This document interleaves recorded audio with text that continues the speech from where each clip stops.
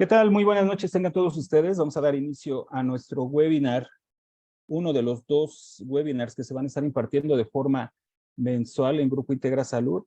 Y pues les agradecemos mucho su preferencia, que nos acompañen y vamos a dar inicio con este tema que es atención de enfermería en el paciente quemado en el área de urgencias.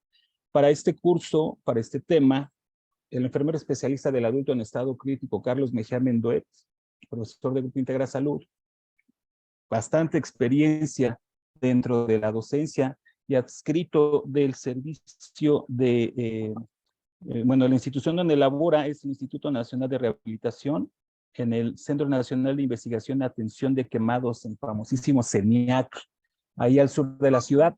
Entonces, pues es un gusto para nosotros estar compartiendo. Maestro Carlos, pues los micrófonos son todos suyos y todos los socios y no socios que nos acompañan, que tengan una excelente noche y vamos a empezar nuestro webinar. Adelante, maestro. Ok, maestro, muchísimas gracias. Pues vamos a abordar un tema demasiado complejo para tan poquito tiempo. Sin embargo, aún así voy a darle los puntos claves que ustedes necesitan tener en mente a la hora de enfrentar este tipo de pacientes. Como me presentó el maestro, soy enfermera especialista adulto en estado crítico y actualmente estoy rotando por servicios de hospitalización del Centro Nacional de Investigación al Paciente Quemado del Instituto Nacional de Rehabilitación. Estamos en terapia intensiva, luego en piso, que es como una terapia intermedia, y luego choque. Ahí atendemos pacientes tanto adultos como pediátricos. ¿Sí? Es muy raro que nos llegue a llegar neonatos, pero sí hemos llegado a tener así como rayando a lactantes. Después de 28 días nos llegan a tocar, pero ha sido una vez en todo el tiempo que he estado ahí. De ahí de lactantes para arriba hemos tenido, ¿vale? Ok, entonces, ¿qué es lo que vamos a ver? Lo que quiero que se lleven es qué tienen que tener en mente a la hora de que enfrenten al paciente quemado que les llegue al servicio de urgencias. Y bueno, primero, antes que nada, una quemadura es una lesión en la piel debido al contacto o exposición de un agente peligroso como son calor, frío y la electricidad, así como radiaciones del sol o ciertos productos químicos. Al final de cuentas, lo que va a suceder aquí es un cambio en la propiedad de las proteínas.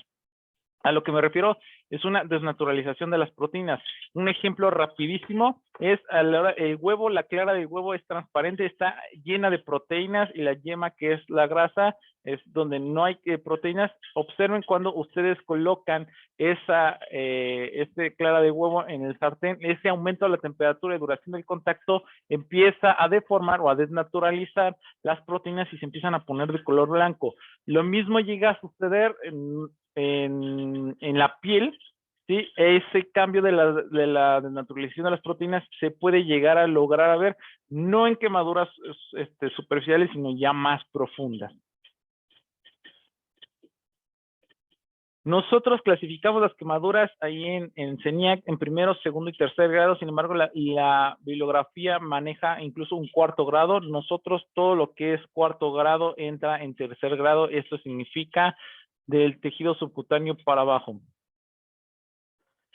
Las quemaduras de primer grado tienen por característica tener eritema, ser dolorosas, tener sensibilidad, llenado capilar y ser calientes. Pero hay algunas que son, como en todos lados hay algo atípico. Estas pueden llegar a no ser dolorosas. El dolor implica la lesión celular. A mayor cantidad de célula muerta, mayor liberación de sustancias que van a estimular a unos receptores que se llaman nociceptores.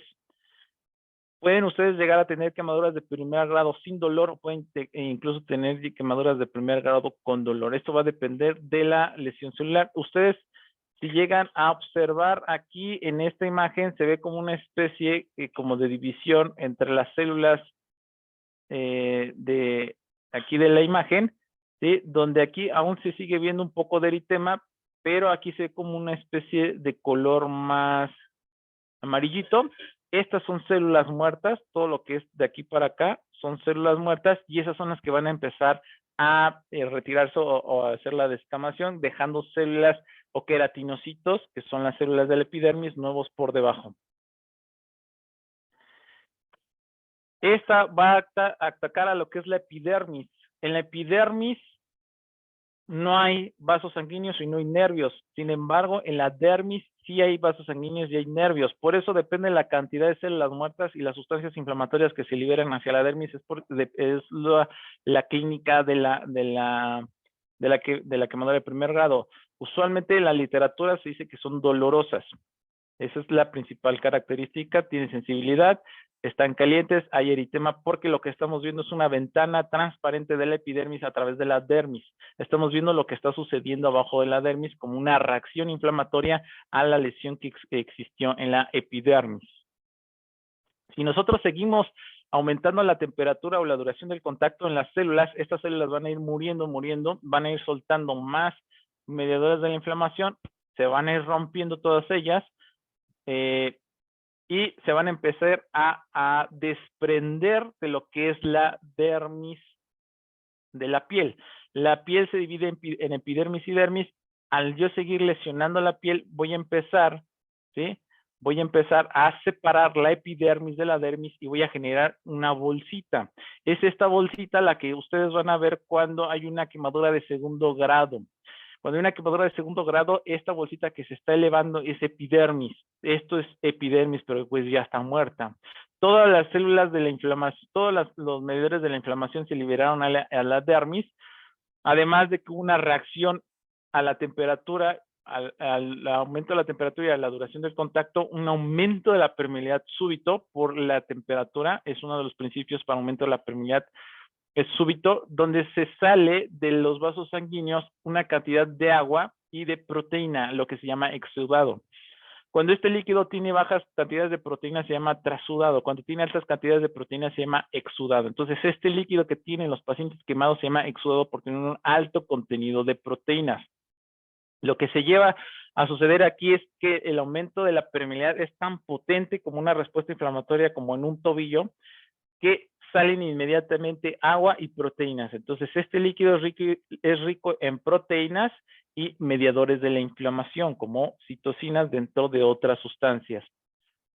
Lo que yo encuentro es esta bolsita y me está hablando de que hay una quemadura de segundo grado. ¿Qué tengo que hacer? Tengo que retirarla, porque el segundo grado se divide en dos.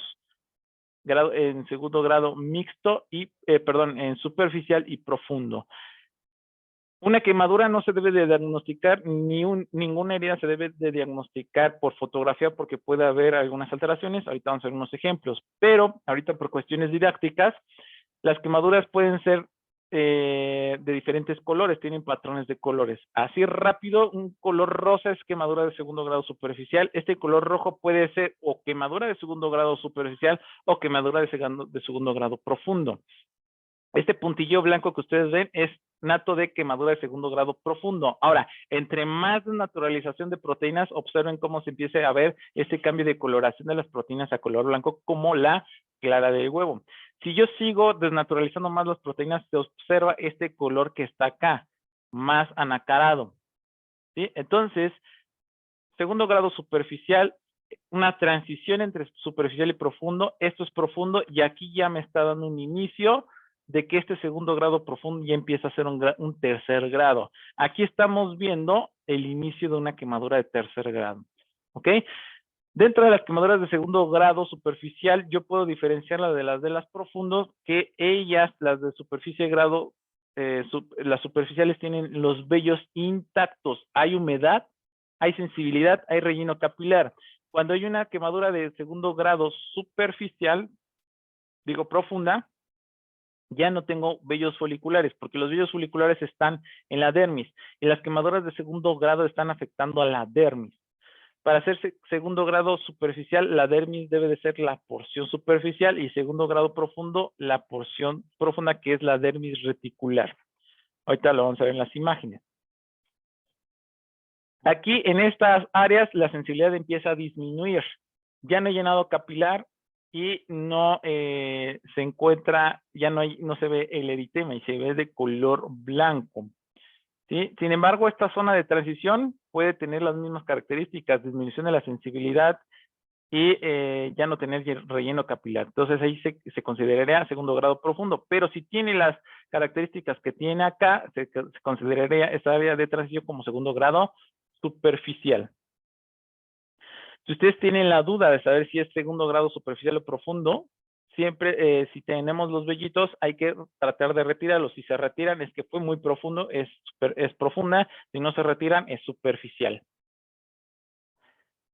Aquí por patrón de colores es una quemadura de segundo grado superficial. Sin embargo, las fotos no sirven para diagnosticar, solamente para darse una idea. Hay que explorarla porque a veces estas son profundas. Aquí observamos en este paciente que las quemaduras son de segundo grado superficial. Sin embargo, hay unos patrones como más blanquitos donde yo tengo que explorar para ver si no tiene las características de que no hay relleno capilar, no hay sensibilidad o estén secas. En este caso, el paciente está sedado, no voy a tener el punto de la sensibilidad. En cuestión de que sea muy blanco, pues ya habíamos dicho que es quemaduras de segundo grado profundo me dan características de blanco, pero si es muy, muy blanco pasando a anacarado, esto me puede dar una idea de que ya es un tercer grado. Entonces tengo que explorar a fuerza esta quemadura, porque no sé si es segundo grado profundo o tercer grado. Por pura fotografía, yo estaría viendo que es una combinación de segundo grado profundo y tercer grado.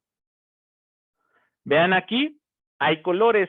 Color rosa, segundo grado superficial, color blanco. Este color blanco es segundo grado profundo, pero vean la diferencia entre este color blanco, ¿sí?, a este color más anacarado. Aquí ya es un tercer grado.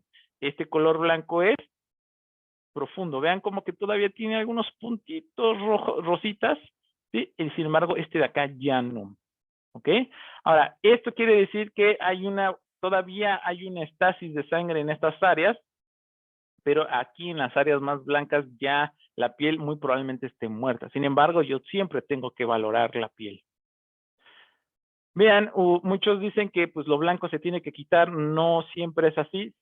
Usualmente se dejan apósitos que cubran esa área en lo que se hidrata al paciente o se reanima hídricamente al paciente, y pues a veces, la mayoría de veces, salen solas sin necesidad de retirar ese tejido que uno cree que está muerto porque está desnaturalizado, pero no en su totalidad.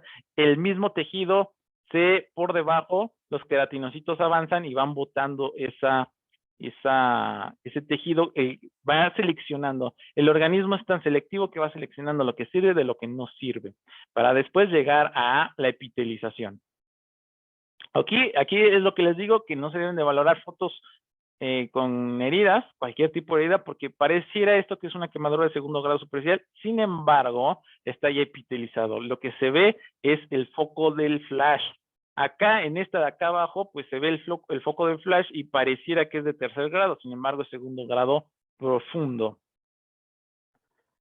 Hay unas zonas que son como tiro al blanco dentro de las quemaduras, donde lo más céntrico siempre es lo más afectado, son las zonas de Jackson. Aquí observamos esta zona que es tercer grado, porque ya es muy blanca, casi enacarada, y alrededor vemos zonas menos blancas, ¿sí?, que es segundo grado profundo, y alrededor zonas más rosas, segundo grado superficial. Recuerden que estas zonas rojas son zonas de transición, no se sabe si es segundo grado superficial o segundo grado profundo, hay que valorarlas. Acá tenemos otras zonas de Jackson. Observen esta fotografía, aquí tenemos todo blanco, blanco, blanco, demasiado blanco. Yo creo que esto ya es tercer grado, hay que valorar y explorar la quemadura. Aquí otra de zonas de Jackson, vean, la parte central es muy blanca, alrededor y es blanco, segundo grado superficial, y acá es segundo grado, perdón, acá es segundo grado profundo y acá es segundo grado superficial. Vean aquí cómo se van viendo los patrones de colores. Estas pequeñas zonas son superficiales, acá ya es profundo. Este blanco, vean cómo va haciéndose más blanco, es profundo, profundo, y como por aquí ya se empieza a hacer ya tercer grado. ¿Cómo te vas a dar cuenta? Explorando al paciente. Las quemaduras de tercer grado, el signo patognomónico es que tienes anestesia total.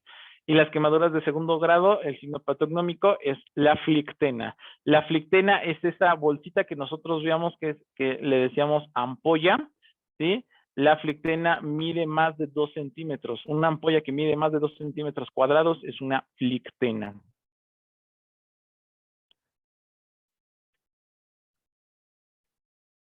Entonces, segundo grado superficial afecta la dermis papilar, estas que están ustedes viendo aquí, y segundo grado profundo, la dermis reticular. Tercer grado ya se va del tejido subcutáneo para abajo, o sea, que ya lesionó toda la piel. Aquí observen los patrones de colores que les acabo de mencionar en la quemadura de tercer grado. Observen acá arriba el rosa, blanco, vean como si fuera la playa y nos vamos metiendo al mar. Observen que ya está todo más blanco, anacarado e incluso ya pues lo que uno está acostumbrado a ver en las películas, este color como carbonicio en una quemadura de tercer grado. Entonces aquí es importante que ustedes vean que la quemadura de tercer grado inicia desde estos procesos blancos. No tenemos que esperar a ver este color anacarado o la mano deshaciéndose en polvo para decir que fue de tercer grado. Estas son las zonas del tiro al blanco, lo que les decía, las zonas de Jackson. ¿Qué me hacen estas zonas de Jackson? Saber que la zona que está en el centro del tiro al blanco ya está muerta, es una zona irreversible, es una zona de coagulación y ya no funcionar la célula, por lo tanto, o el cuerpo la retira o yo la retiro con desbridación quirúrgica. La zona blanca o roja o rosa son las zonas de estasis o hiperemia. Sí, y estas sí son reversibles porque las células aún están viables y yo las tengo que reperfundir con agua, oxígeno, sangre y oxígeno. ¿Sí? Esa, para que pueda llegar sangre, necesito meterle agua. Entonces, la piedra angular del tratamiento del paciente quemado es la fluidoterapia. Aquí está, ya más, un poquito más clara, zona de coagulación. Vean, es mucho más ya casi enacarado. Sin embargo, aquí todavía, esto de aquí ya pareciera que todavía ya está empezando a nacer una de tercer grado. Acá ya es menos anacarado, es zona de estasis, zona de segundo grado profundo, y la zona rosa, zona de hiperemia. Aquí, pues entonces, les vuelvo a decir, aquí están las zonas de Jackson. Aquí el centro no estaría en esta parte, el centro estaría aquí en esta parte. ¿Qué les pongo?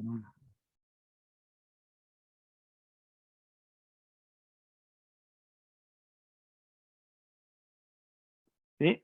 La zona centro sería esta, la de tercer grado, la que ya muy probablemente ya esté muerta, o ya hay que hacer desbridación. Estas se pueden salvar, todas estas se pueden salvar con una buena fluidoterapia. ¿Qué nos puede generar este tipo de lesiones? Hay diferentes tipos de etiología, desde la inhalación, escaldadura, que es líquidos calientes, la electricidad, químicos, que son uno de los más peligrosos porque aparte de quemar absorben toxinas o venenos, y las térmicas, que es la más común, es el fuego directo, otra sería por contacto directo. Las que tenemos más común en la población de los pacientes quemados, en adultos es eléctrica y quemaduras térmicas, fuego directo. Y en los niños tenemos escaldaduras y fuego directo. Ahora, dentro de las más peligrosas de todas es la inhalación, porque la quemadura de vía aérea te puede cerrar inmediatamente la vía y hacer asfixia, o si sobrevives a eso, generarte procesos inflamatorios como SIRA, y aparte la reanimación hídrica en ellos es mucho más, porque la cantidad de evaporación de agua es mucho más rápido por vía aérea que por piel. De ahí siguen las eléctricas, porque aparentemente puedes tener un hoyito en la mano, otro hoyito en la pierna, pero por dentro pasó toda la electricidad y destruyó todas las partes internas o hace rhabdomiólisis, ¿sí? Y hay que, incluso hace lesiones hasta nerviosas o paros cardíacos. Se tiene que hacer un porcentaje, calcular un porcentaje en estos pacientes, que es la regla de Wallace o la regla de los 9, la famosa regla de los 9, que esta sirve para varias cosas. Sirve para saber cómo le va a ir al paciente, porque a mayor porcentaje, menor pronóstico de vida. Cuánto líquido le voy a infundir al paciente, ¿sí? Y esto nada más se utiliza para quemaduras de segundo y tercer grado. ¿Por qué no para primer grado? Porque el primer grado tiene la epidermis íntegra y no están exude y exude líquido. La regla de los 9 me está hablando de que se va a dividir en porciones de 9 todo el cuerpo humano. Aquí está el esquema. Sin embargo, en las palmas de las manos me va a valer el 1%, así como los genitales. En caso de que yo tenga alguna salpicadura, ¿sí? Si yo tengo aquí una salpicadura, digo, pues, ¿cuánto porcentaje es? Mido la palma de la mano de mi paciente y digo, este es el 1%, entonces, más o menos, ¿cuánto porcentaje es ese? Incluso hay aplicaciones hoy en día que nos ayudan para valorar estas situaciones.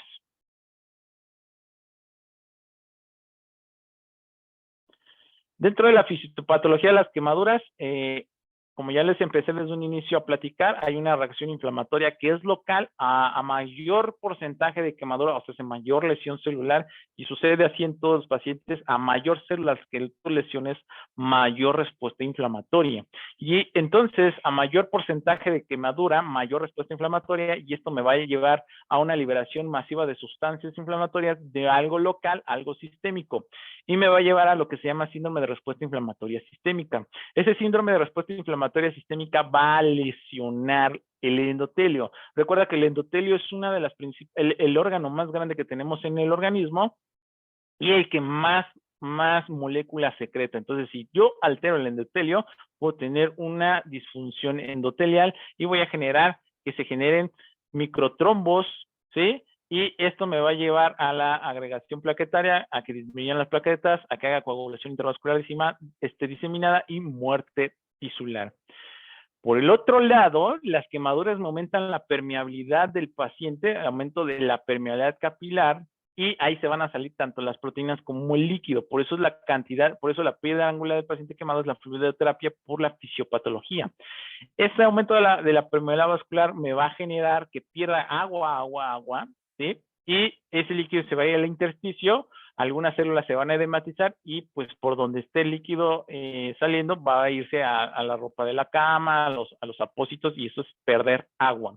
Eso me va a llevar al paciente a choque hipovolémico de tipo no hemorrágico y a la hipoxia tisular y muerte tisular. Todo esto me va a generar estasis microvascular con el mayor probabilidad de generar microtrombos. Esta es la regla que les digo. Si no tengo una idea de más o menos qué porcentaje tiene el paciente, con el 1% de la palma de la mano del paciente. Si tengo niños, existe la escala de London-Brownlee, que es esta de acá, donde me dice que yo puedo valorar por porciones del cuerpo humano de acuerdo a la edad del niño. Esta pues la utilizan mucho en pediatría, pero también se puede utilizar en adultos, es más exacta. Sin embargo, nosotros seguimos utilizando regla de Wallace o regla de los 9. Hay otra regla de los 9 modificada para niños. Vean ustedes cómo a más pequeño, mayor porcentaje para la cabeza, y conforme van creciendo, se va agregando la regla ya conocida. Existe una asociación americana de las quemaduras, que es como la AJA, pero de quemados. Y ellos hablan sobre que un paciente con quemaduras severas es arriba del 25%. Sin embargo, ustedes van a encontrar bibliografías de otras asociaciones donde hablan del 20%. Al final de cuentas, arriba del 20 o el 25%, la lesión celular ya es tan grande que la respuesta inflamatoria ya está en un inicio o a punto de iniciar. Niños menores de 10 años y adultos de 40 años con el 20% ya empezaron con su respuesta inflamatoria, y aparte la cantidad de líquidos que están perdiendo ya pueden comprometer su vida. Que abarquen un espesor total de 10%, espesor total de tercer grado de 10%, y esto es por el grosor de lesión tisular. Todas las que involucren ojos, cara, manos, periné y que puedan causar alteraciones funcionales de estética. Si ustedes llegan a conocer a alguien que llegue a tener una lesión de este tipo, es muy probablemente que se tiene que quedar internado por cuestiones de cirugía plástica, hablando de las áreas especiales que les acabo de mencionar, ¿sí? Entonces, en una lesión térmica, pues yo a la par voy a tener tanto una inflamación local como una hipovolemia. Esto se me puede complicar con una inflamación sistémica y un choque hipovolémico. Lo principal en el área de urgencias es el área de choque hipovolémico. El paciente se choca inmediatamente en el transcurso de las primeras 24 horas, ¿sí? Y entonces los que empiezan a fallar son pulmones, riñón, intestinos, principalmente riñón, haciendo el daño renal. Todo esto se logra evitar con la fluidoterapia. Sin embargo, si el paciente logra salir del área de urgencias al área de terapia intensiva, le espera este segundo golpe, que es la respuesta inflamatoria sistémica, más lo que se le llama el estrés oxidativo, más la respuesta metabólica, ¿sí? Y todo eso empieza a dañar más al paciente. Entonces, no es de que logró salir de las 24 horas, le sigue, empieza un nuevo camino en la terapia intensiva o en hospitalización donde puede haber más complicaciones.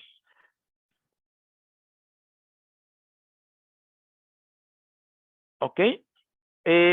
Dentro de los pulmones, pues se dañan, hacen insuficiencia pulmonar, hacen SIRA. Esto puede ser por choque hipovolémico o por síndrome de respuesta inflamatoria sistémica.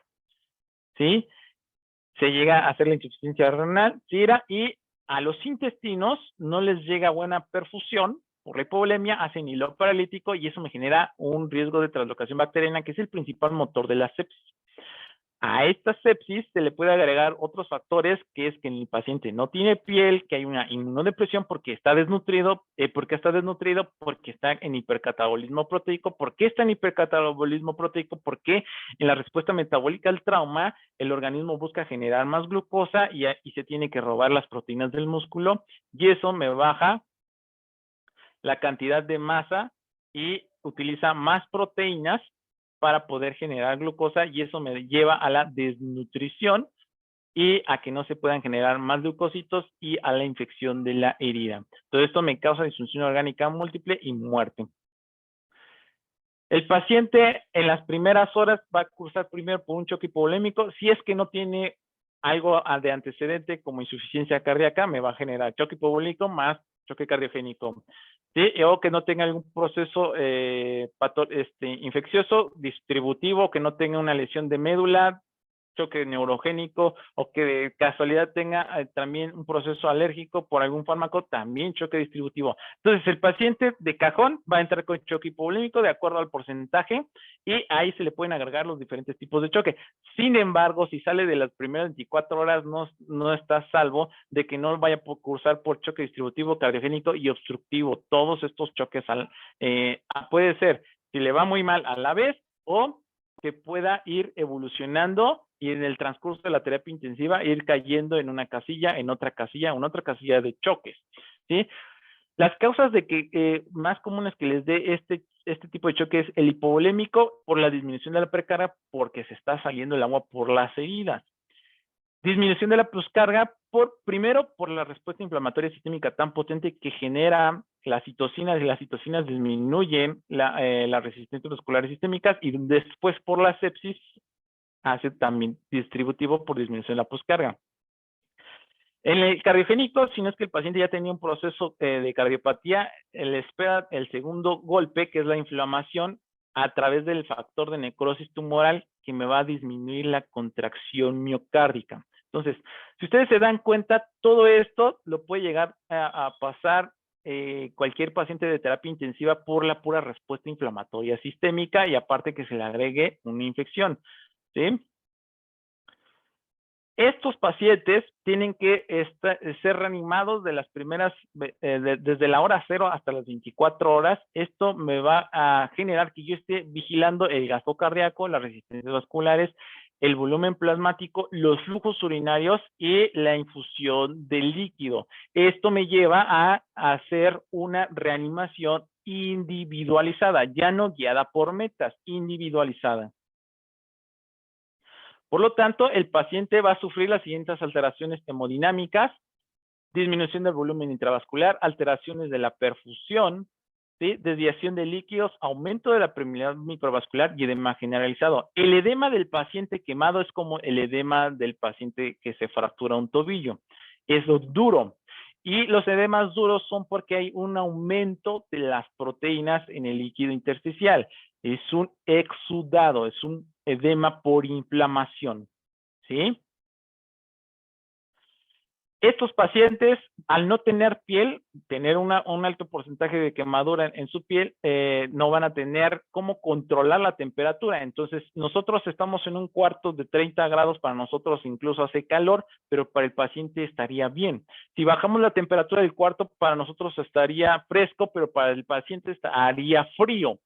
Entonces, lo que hace el organismo es a cambiar el termostato, el hipotálamo cambia la temperatura central y la empieza a elevar. Por lo tanto, estos pacientes pueden llegar a tener temperaturas verificadas de 38.5 y ser normales de acuerdo a la clínica, ¿sí?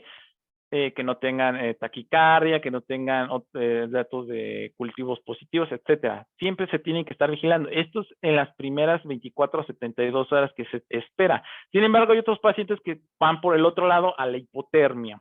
¿Ok? Hay pérdida de peso porque debido a la respuesta metabólica al trauma, el cuerpo va a tratar de generar glucosa y como no va a tener de dónde, va a tener que utilizar al músculo esquelético para hacer gluconeogénesis. Observen cómo el inicio de la respuesta inflamatoria sistémica inicia desde el 15%. Y esto va a ir empezando a crecer exponencialmente la potencia, incluso a ser el doble de lo normal, arriba del 60%. Entonces, los pacientes quemados que logran salir del área de urgencias se mueren por la inflamación o porque se agregó un proceso infeccioso, ¿sí? Los que ya llevan mucho tiempo en la terapia intensiva, es un hecho que les va a caer algún patógeno en las heridas, porque al final de cuentas somos una caja de Petri gigante y cualquier cosa se nos cultiva, incluso bacterias que no son comunes. Cuidados de enfermería dentro del enfoque que nosotros estamos hechos en el área de urgencias para detectar y prevenir complicaciones en el paciente. ¿Ok?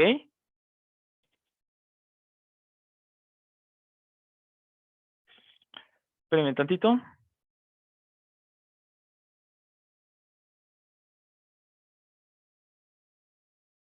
Listo. Muy bien. Entonces, tenemos que valorar, hacer siempre valoración primaria y secundaria, y esto entra el ABC. Dentro del ABC, pues, la valoración primaria y secundaria siempre nos los mencionan, ¿sí? Que tenemos que explorar nuestro paciente para poder seguir los algoritmos. Entonces, tenemos que tener soporte cardiovascular básico, soporte cardiovascular avanzado para adultos y pediátricos. En este caso depende del tipo de la unidad, pero usualmente las unidades, la mayoría de los centros de quemados tienen los dos. Hay algunos hospitales que son especializados para niños y otros solamente para adultos. En nuestro caso estamos con los dos tipos de población. Entonces, dentro de la letra A, la famosa pregunta de que si veo cara quemada, se intuba la cara quemada, está dentro de los criterios tradicionales, que si yo veo cara quemada y veo datos de hollín y viverizas quemadas, intubo. Sin embargo, en la ABA dicen que no es necesario intubar, sino hasta que tenga alguno de los criterios ABA, y ellos les pusieron así, para poder intubar, que es que tenga quemadura de tercer grado, estridor, distrés respiratorio, edema de laringe, en la laringoscopía, traumatismo de vía aérea, alteración del estado mental, hipoxia, hipercapnia o inestabilidad hemodinámica. Ellos dicen que con que tengas una palomita o un sí a una de estas preguntas es indicación de intubar.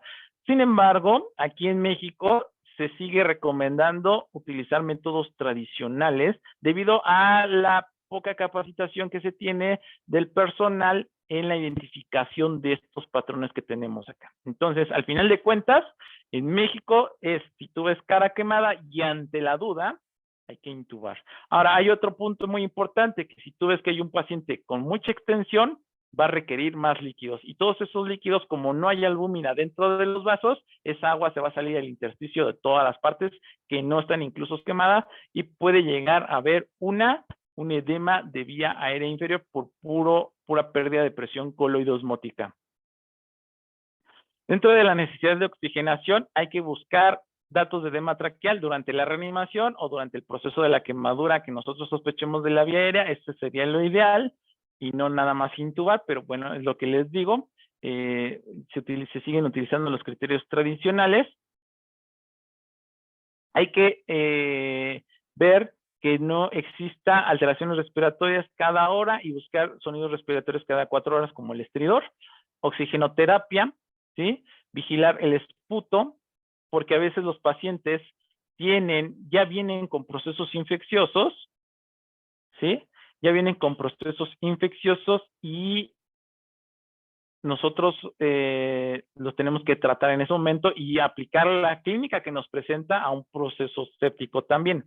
O todos los pacientes que nos llegan al área de choque, al área de urgencia, siempre se tiene que colonizar todos. Son pancultivos o índices de colonización, donde tenemos que cultivar todo, sangre, catéteres, incluso se cambian zonas, se cambian catéteres si es necesario, para poder empezar desde cero y ver si no se inoculó algún otro patógeno, ¿sí?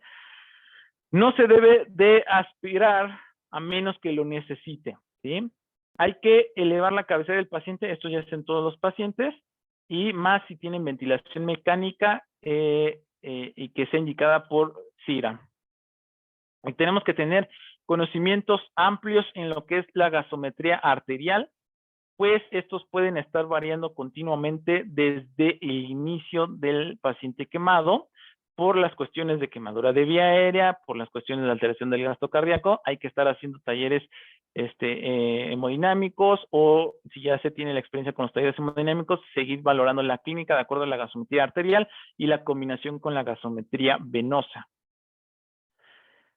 Como los pacientes por las heridas están exudando y exudando, pues ellos van a perder mucho líquido por las heridas, y pues se tienen que utilizar ciertas fórmulas de pérdidas insensibles en estos pacientes.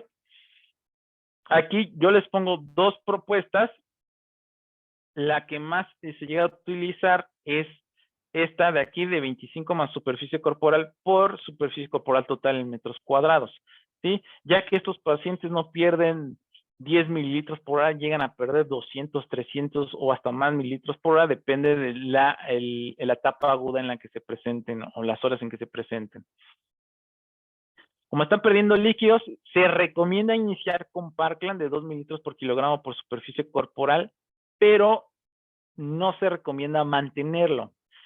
Esto es, a nivel prehospitalario se tiene que utilizar Parkland, y una vez que llegas a una unidad hospitalaria que ya tenga monitoreo hemodinámico avanzado mínimamente invasivo o cualquier tipo de monitoreo y que ya existan especialistas, terapias intensivas, etcétera, ya esto tendría que cambiar. Sin embargo, en muchas unidades hospitalarias que no se tiene estos criterios, se debe de seguir con el método de Parkland, pero siempre se tiene que estar valorando que el líquido que le toca por hora es el que necesita el paciente, y para eso se utiliza la clínica y valores de laboratorio. Es esperado que el paciente va a tener alrededor de 80 a 120 por la respuesta metabólica al trauma. Los flujos unitarios esperados deben de ser de 0.5 a 1 mililitro por kilogramo de hora, y hay que vigilar el estado mental por las cuestiones de que puede caer en diferentes casillas del estado de choque. Hay que monitorizar electrolitos y todo lo que es la cuestión de la función renal. Estos pacientes rapidísimo, como cualquier otro paciente de choque hipovolémico, caen en lesión renal.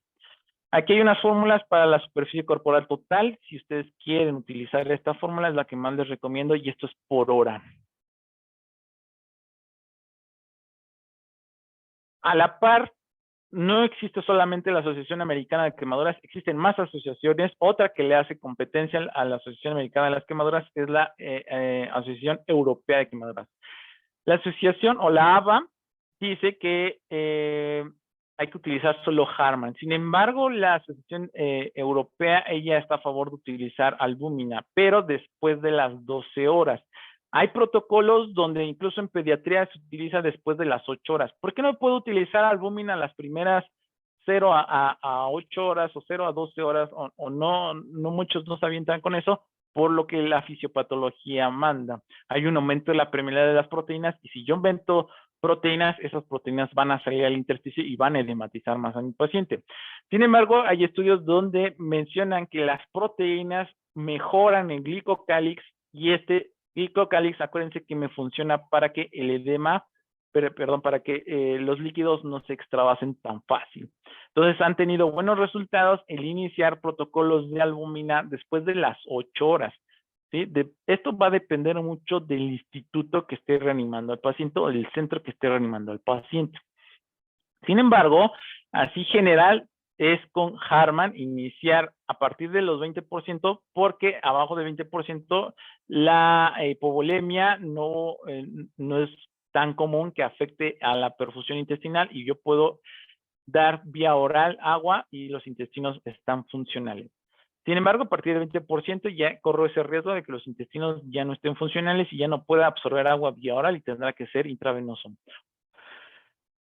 Dentro de las primeras 24 horas está el inicio de ministrar este líquido a los pacientes de 2 a 4 mililitros por kilogramo por superficie corporal. Se recomienda iniciar 2 porque 4 mililitros es mucha cantidad de líquido y a veces los pacientes no lo llegan a tolerar. Entonces siempre se inicia por 2, ¿sí? O depende de la experiencia de la persona que esté reanimando a los pacientes, puede llegar hasta con 4. Pero siempre la literatura dice inicien con 2 y vas aumentando. Si tengo un paciente que tiene, que quiero calcular 2 mililitros por peso de 70 por un porcentaje de 50, o supongamos un ejemplo que me salen 8 litros. Esos 8 litros, la mitad, 4 litros lo tengo que pasar en 8 horas y los otros 4 litros en 16 horas. Cada hora me va a dar, no sé, 300 mililitros por hora y esos 300 mililitros por hora tengo que estar vigilando hemodinámicamente a mi paciente que esté funcionando si es que le falta o le disminuyo. Que le falta o que le aumente, perdón. Después de las 24, 48 horas, ya la permeabilidad capilar ya no es, ya está fuera de peligro y aquí es donde yo puedo meter coloides.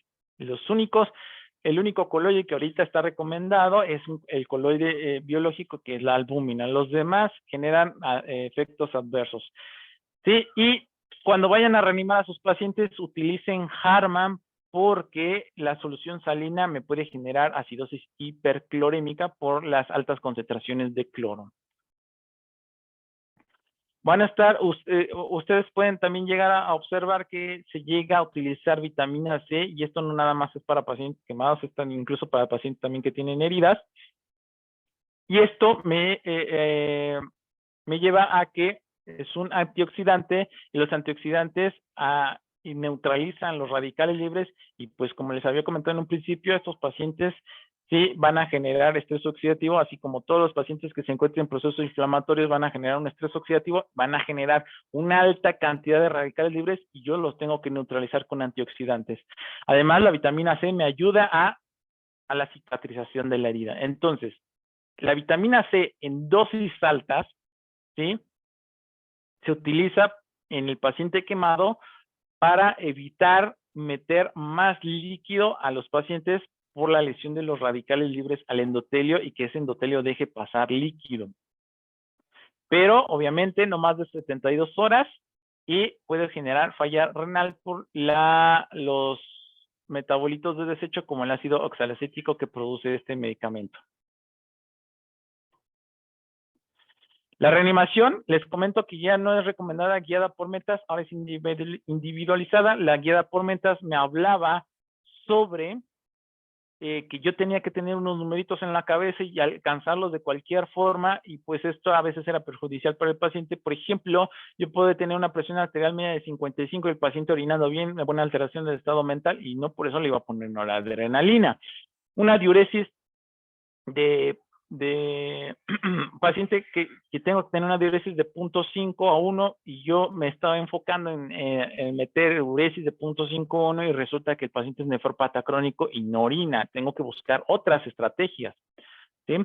Y entonces aquí es donde sale la individualizada, donde ya tengo más panorama, más herramientas, tengo que tener más conocimiento sobre cómo manejar estas herramientas y la combinación de todas estas herramientas con la clínica.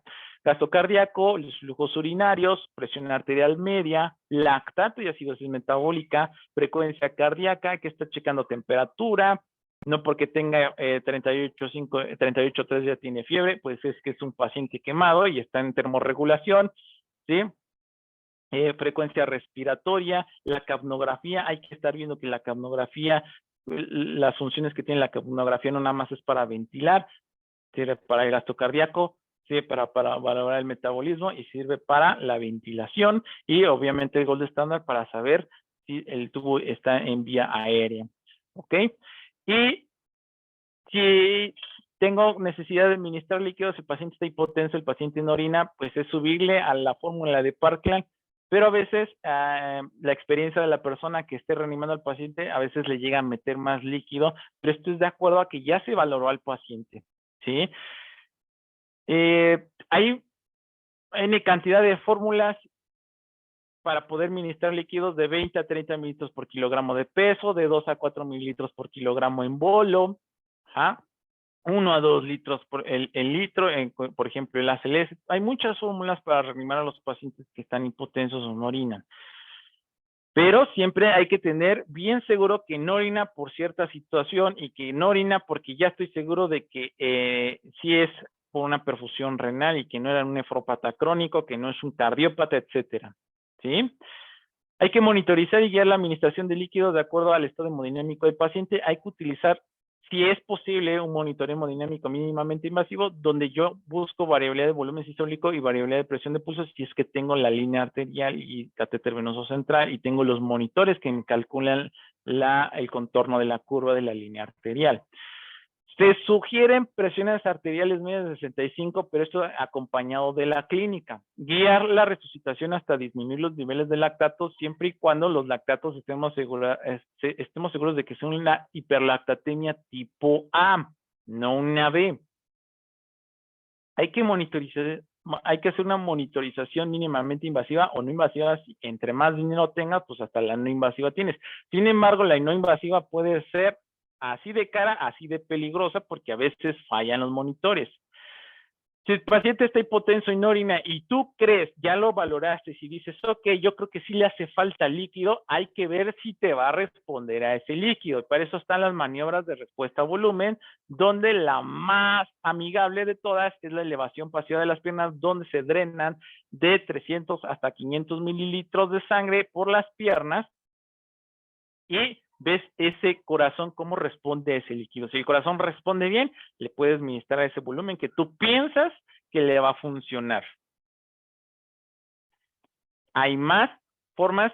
Aquí está la variabilidad del ultrasonido de vena cava inferior, PVC y reto de líquidos y variabilidad de onda pletismográfica. Que esta variabilidad de onda pletismográfica es la onda de oxímetro de pulso que se utiliza en monitoreo hemodinámico no invasivo.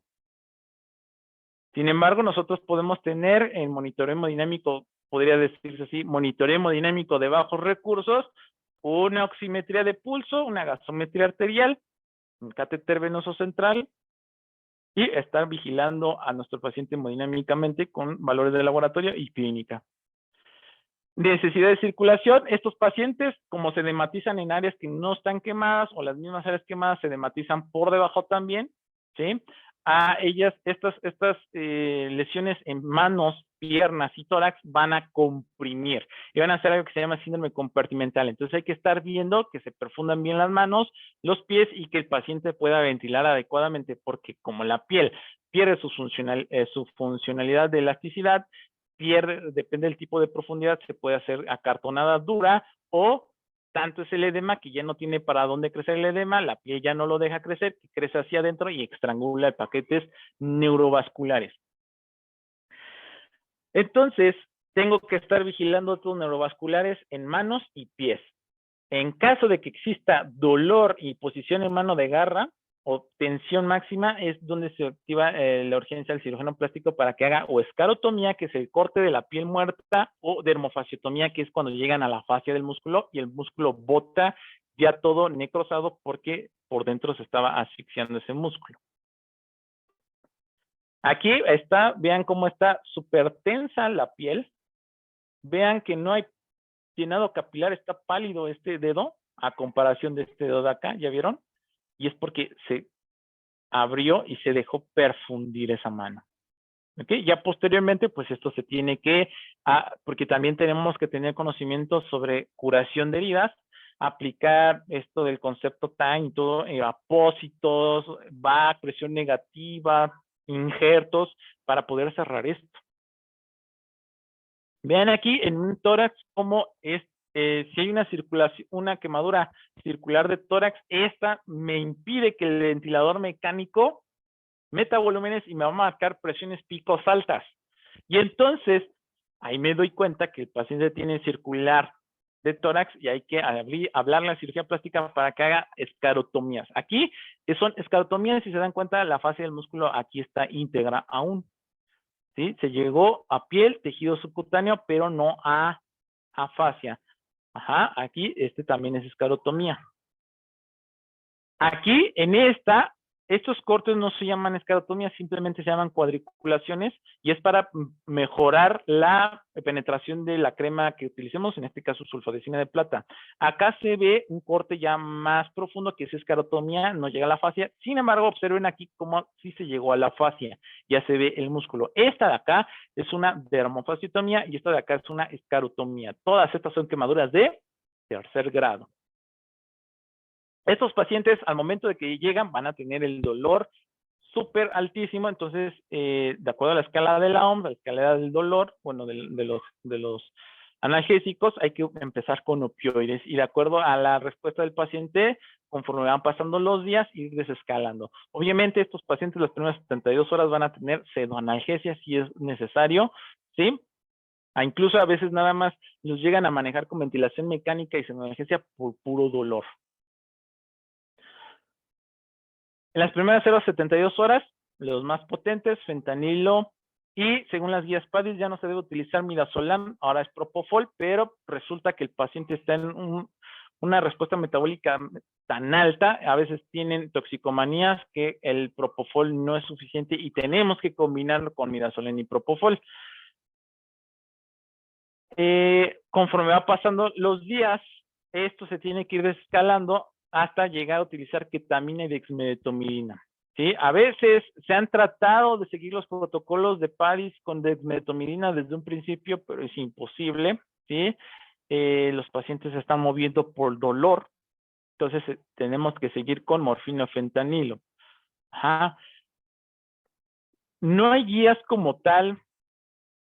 Hay artículos que mencionan los medicamentos, tratamientos que se deben dar a estos pacientes, pero es muy escasas las guías específicas para tratar estos tipos de pacientes. Sin embargo, se tienen que ajustar de otras guías, por ejemplo, las guías de sepsis. No hay guías de sepsis para el paciente quemado. Se utilizan las guías de sepsis y se individualizan para el paciente quemado. Es así como funciona esto y así es con las demás guías. Sin embargo, la Asociación Americana de la Quemadura y las demás asociaciones siguen trabajando en esto y siguen sacando más guías y más guías. Entonces, esto tiene que ir disminuyendo hasta generar, utilizar opioides débiles, neuromoduladores o incluso hasta antiepilépticos como gabapentina o pregabalina para los dolores neuropáticos, obviamente a dosis bajas. Hay que tener necesidad de higiene y protección de tegumentos, riesgo de infección por pérdida de la piel. Estos pacientes están a la puerta de la esquina de que les caiga cualquier virus, hongo o bacteria. ¿Sí? Incluso hay quienes llegan a tener parásitos. ¿Vale? Entonces hay que estar valorando todos los datos de infección, hay que estar hemocultivando a los pacientes, hay que estar haciendo índices de colonización y nosotros al tocar pacientes quemados siempre tenemos que tener el mínimo medidas de estándar de aislamiento y conforme se van agregando los patógenos, van cambiando sus tarjetones de aislamiento, amarillo, verde, azul, y llegan a tener todas en la habitación. Necesidad de seguridad y protección de peligros, hay que tener cuidado porque como hay una hipoperfusión a nivel intestinal cuando va arriba del 20%, esto me genera sangrado gastrointestinal y me va a llevar a las úlceras de Curling, perdón, de Curling por estrés metabólico y pues yo tengo que estar monitorizando eso a través de una sonda nasogástrica para ver si no hay sangrado. porque a veces no se les pone la sonda nasogástrica o a veces se les pone la sonda nasogástrica y tienen el 90% y de repente vomitan pozos de café. Entonces hay que estar vigilando todo eso. Para eso se tiene que utilizar protección de úlceras por estrés fisiológico como es el omeprazol o que mejor el sucralfate. El problema de estar utilizando omeprazol continuamente es que le damos pauta a que crezca Clostridium difficile y aparte es otro foco de contaminación. Iniciar alimentación enteral en caso de que no esté contraindicado. A veces los pacientes llegan más del 20%, se pone la sonda, se mantiene, se vigila que no esté sangrando el intestino, ven todo lo demás, que no haya distensión, todos los datos de un intestino que pueda permitirnos la alimentación e inmediatamente no se piensa, se empieza porque eso genera el trofismo de las vellosidades.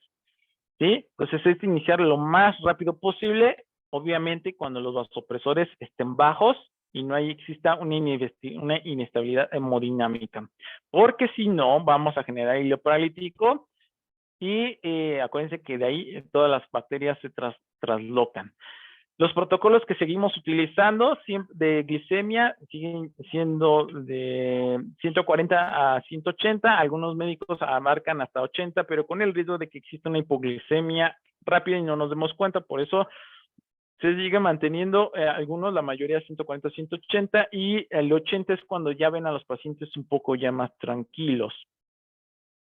Las termorregulaciones, nosotros utilizamos temperatura periférica y central, termómetros esofágicos. Tenemos nosotros termómetros esofágicos y tenemos que estar midiendo la temperatura central que llegue a compararse con la periférica, porque luego hay diferencias de hasta 3 grados de diferencia, donde tenemos 32 acá en periférica y a lo mejor 36, 35, en central.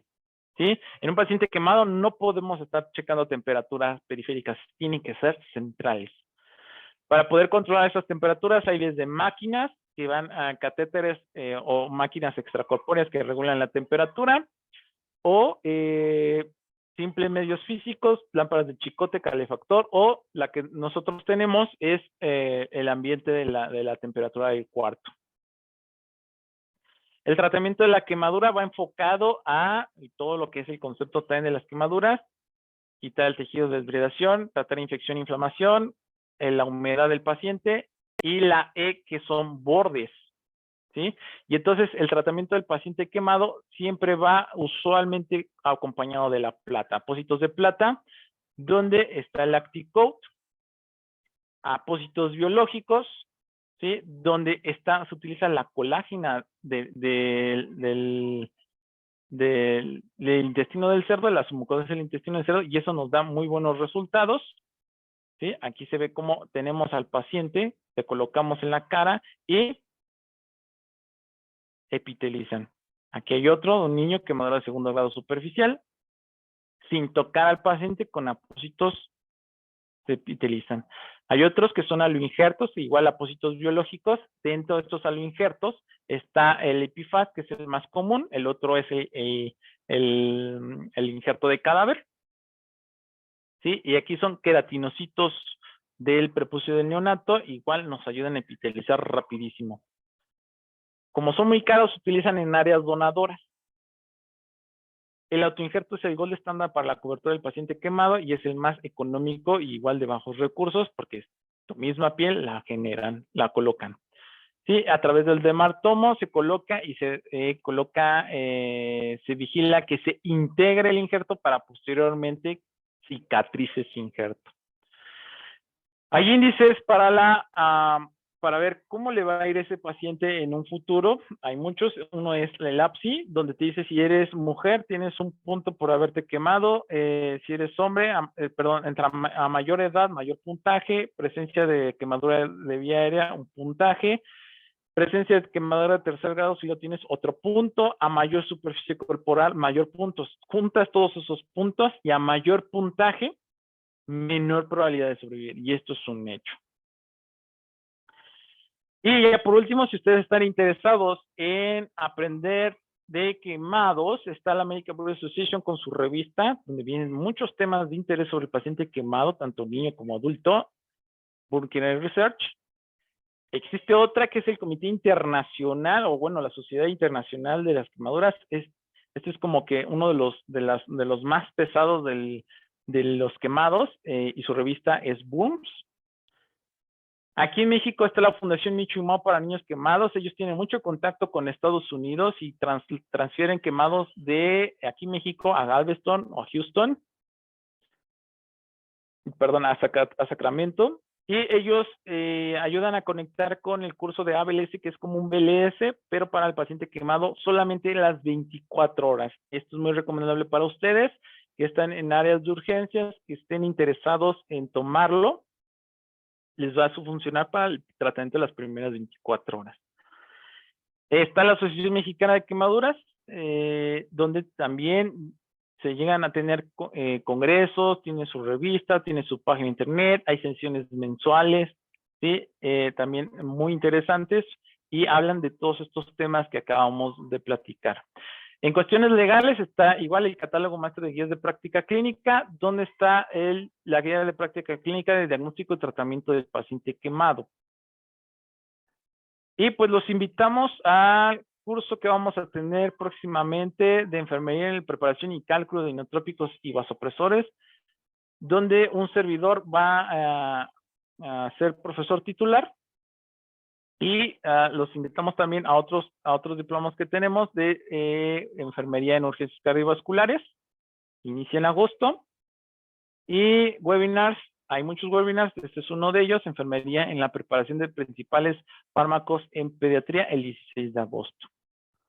¿Ok? Y pues no sé si tengan alguna duda. Por su atención, muchísimas gracias, maestro.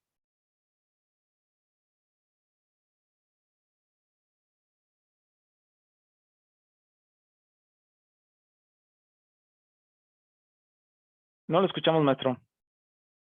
Ya, ¿qué tal ahí? Creo que ya, ¿verdad? Sí. Ok.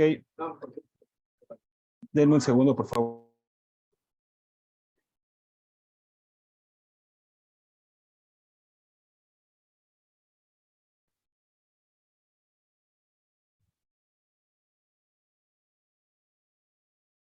Porque ya se escuchaba muchísimo ruido. Estamos terminando el enlace de turno del trabajo, pero bueno, pues muchísimas gracias, de verdad. Si se dan cuenta, este tema es sumamente enorme. Ahorita vimos una parte únicamente que es la atención, en el paciente, obviamente quemado en el área de urgencias. Este tema se puede extender como ustedes, híjole, se imaginen, en el sentido de que muchas veces el paciente quemado, pues obviamente va pasando por todas estas fases, todas estas etapas, ¿no? La fase, pues, probablemente puede tener un choque séptico, probablemente puede tener un choque hipovolémico de forma inicial, etcétera. Este tema, como les decía, es un tema sumamente importante. Realmente pocos tenemos la experiencia de tener este tipo de pacientes. Y créanme que cuando ustedes tienen un paciente quemado o tienen un paciente quemado, les cambia completamente el panorama. Créanme, y eso estoy seguro. A veces hasta el miedo, ¿no? Para empezar a atenderlos. Podrás tener al paciente intubado, podrás tener al paciente que le vamos a dar manejo avanzado de la vía aérea o tiene una fractura, pero el paciente quemado es sumamente, híjole, complicado. O al menos en mi experiencia creo que sí es uno de los retos más fuertes a los que me he enfrentado. Bien, como lo decía el maestro Carlos Mejía, tenemos muchísimos cursos, muchísimos temas. Estamos iniciando ya el diplomado de urgencias cardiovasculares, ya nuestra tercera generación. Ya empezamos con la bienvenida el día de ayer.